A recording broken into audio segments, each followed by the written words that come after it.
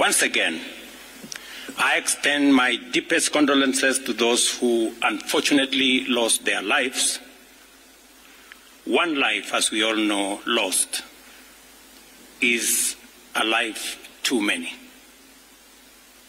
To the mothers, fathers, siblings, relatives, and friends of those who lost their lives, my deepest sympathies and condolences to you all.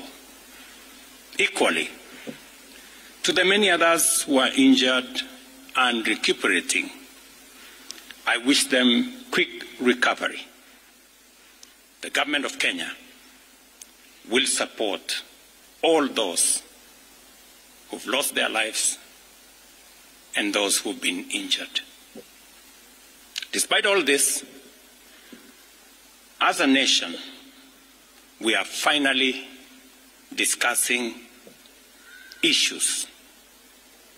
We are not discussing tribes, personalities, or political formations, but rather we are discussing issues that affect each and every one of us.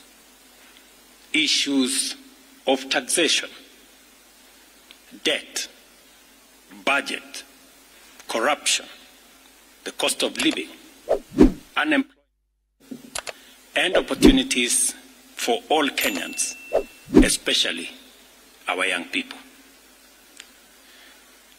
If you go back on my Twitter account, I made a commitment to the country in 2019-2020 that the conversation in Kenya is going to change.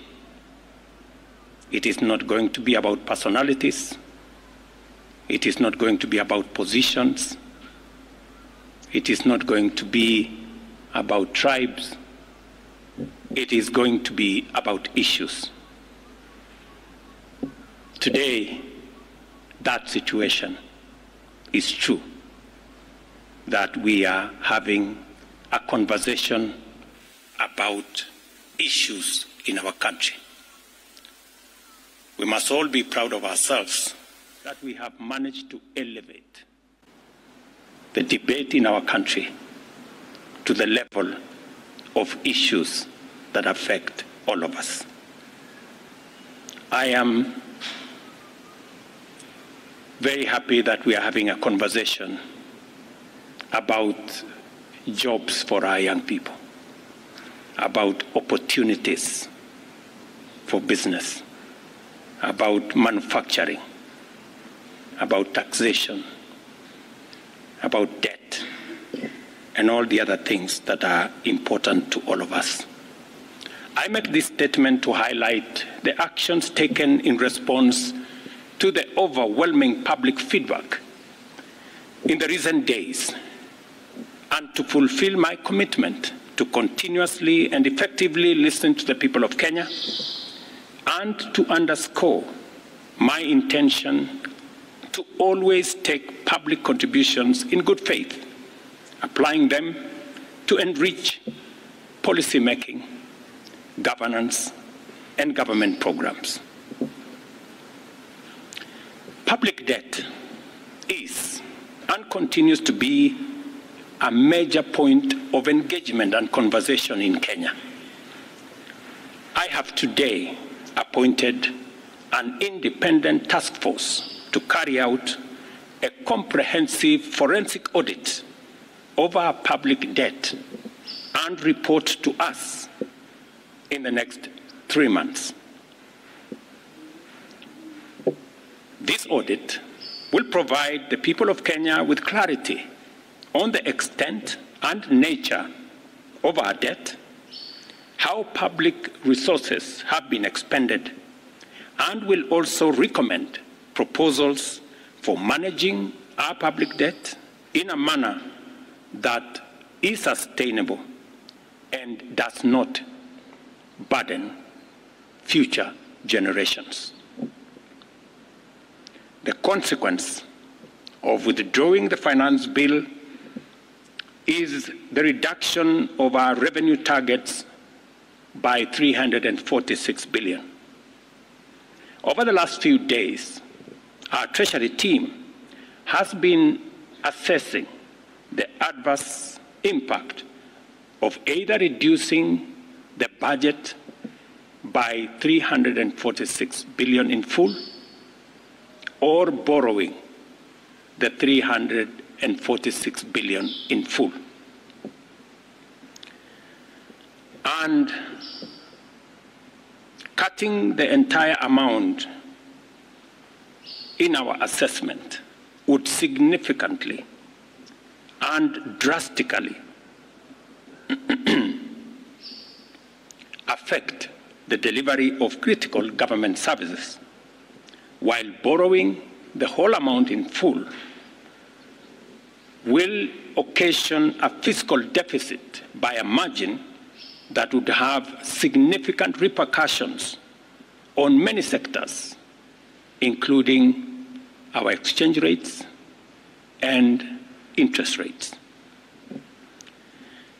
We have since, after extensive consultations, struck a middle ground, and we will be proposing to the National Assembly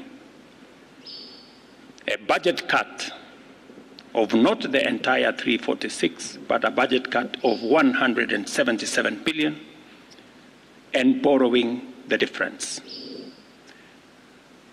Whatever we are going to borrow, the difference, will increase our fiscal deficit from what I intended to be 3.3% of our GDP. It will now go up to 4.6% of GDP, still lower than last year, and will be used to fund some of our critical government services. We will use the money that we will borrow to protect funding for some of the critical areas that the people of Kenya have asked me to protect. They include hiring of junior secondary school teachers and medical interns, funding the milk stabilization program for our dairy farmers, reviving our stalled road projects that are in many parts of Kenya, retaining the fertilizer subsidy program that has helped us manage our cost of living, settling the debt owed to farmers in our coffee sector, capitalizing the Coffee Cherry Fund to support our farmers in that sector, enabling public-owned sugar mills to pay outstanding debts to sugarcane farmers for their deliveries, additional funding for higher education, new funding model that was in our plan will now receive additional funding, settling arrears owed to counties, settling arrears for NGCDF, and settling arrears for our pensions. Accordingly, in keeping with the enhanced austerity measures we have committed to implement and align government expenditures within the budgetary implications of the withdrawal of the Finance Bill 2024, the following actions shall be taken with immediate effect towards the realization of the new budget. 47 state corporations with overlapping and duplicating functions will be dissolved, resulting in the elimination of their operational and maintenance costs, and their functions will be integrated into the respective line ministries. Staff currently employed by the affected corporations will be transferred to ministries and other state agencies within government. The decision to fill the position of Chief Administrative Secretaries is hereby suspended. The number of advisors in government shall be reduced by 50% within the public service with immediate effect. Budget lines providing for the operations of the Office of the First Lady, the spouse of the Deputy President, and the Prime Cabinet Secretary will be removed. Similarly, the budget provisions for confidential budgets in various executive offices, including my own office, have been removed, and the budget for renovations across government reduced by 50%. Henceforth, public servants who attain the retirement age of 60 shall be required to immediately proceed on retirement with no extensions to their tenure of service whatsoever. The purchase of new motor vehicles by the government is suspended for 12 months, except for security agencies, while a new policy on transport for public officers will be developed. All non-essential travel by state and public officers is hereby suspended. No state officer or public servant shall participate in public contributions or haram fees going forward. The Attorney General is hereby directed to prepare and submit legislation to this effect and develop a mechanism for structured and transparent contributions for public, charitable, and philanthropic purposes. These measures will be followed by changes in government that I will be making shortly.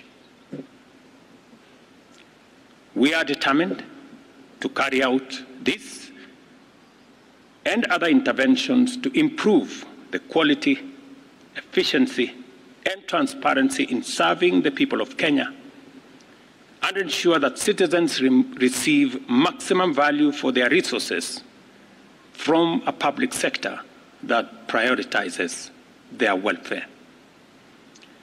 I believe these changes will set out our country on a trajectory towards economic transformation, enabling us to achieve the strategic objectives of the bottom-up economic transformation agenda and deliver our commitment to radically enhance opportunities for all Kenyans and transform our country. Thank you very much. God bless you, and God bless our great country, Kenya.